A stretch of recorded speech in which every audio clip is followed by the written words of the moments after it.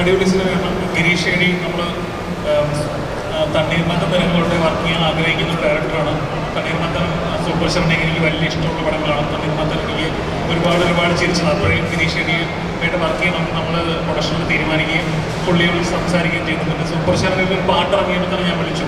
കാരണം ഭയങ്കര രസമായിട്ട് കോമഡി ചെയ്യുന്ന ഒരാൾ ആയതുകൊണ്ട് തന്നെ. അപ്പോൾ പ്രധാനമായിട്ടും പുള്ളിയെ ഞങ്ങൾ വിളിക്കാനും പടം ചെയ്യിക്കാനുള്ള കാരണം പുള്ളിയുടെ കോമഡി നമുക്ക് ഭയങ്കര ഇഷ്ടമാണ്.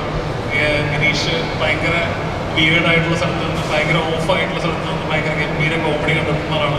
പടത്തിൽ കോമഡി ഉണ്ട്. അത് തന്നെയാണ് നമ്മളെ ഇതിലേക്ക് ആകർഷിച്ചത്. പിന്നെ ഗിരീഷ് ഷെഡി എന്നുള്ള പേര്. നസ്ലിൻ മമത ഭയങ്കര പുതിയ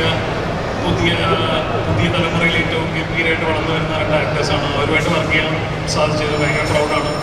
ഗിരീഷ് പൊതുവെ ഭയങ്കര രസമുള്ള ഒരു ക്രൂ മെമ്പേഴ്സ്, ഭയങ്കര സുഹൃത്തുക്കളെ പോലെ വർക്ക് ചെയ്യുന്ന ആൾക്കാരാണ്. അപ്പോൾ നമുക്ക് പ്രൊഡക്ഷൻ രീതിയിൽ ഭയങ്കര എളുപ്പമായിരുന്നു. അപ്പോൾ എല്ലാവരുടെയും കൂടെ വർക്ക് ചെയ്യാൻ സാധിച്ചത് ഒരു 10 വയസ്സ് കുറഞ്ഞ പോലെ തോന്നുന്നുണ്ട്. അപ്പോൾ അത് ഭയങ്കര നല്ല കാര്യമാണ്. പിന്നെ ലുലു നമ്മുടെ പടം ഫെബ്രുവരി 9 റിലീസാവാണ്. ഭയങ്കര ഷോർട്ട് നോട്ടീസിലാണ്. എന്നാലും പടത്തിന് ഗംഭീരമായ മ്യൂസിക് കൊണ്ട് കോമഡി കൊണ്ട് എല്ലാവരും കാണണം. ഉറപ്പാണ് ഇതൊരു ഇൻട്രസ്റ്റിംഗ് പടമായിരിക്കും എന്നുള്ള കാര്യം അത് ഉറപ്പ് വരുന്നു.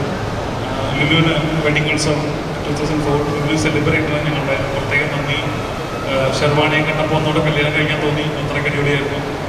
അപ്പോൾ അതിന് പ്രത്യേകം നന്ദി. പ്രേമലു വരുവാണ് വെള്ളിയാഴ്ച.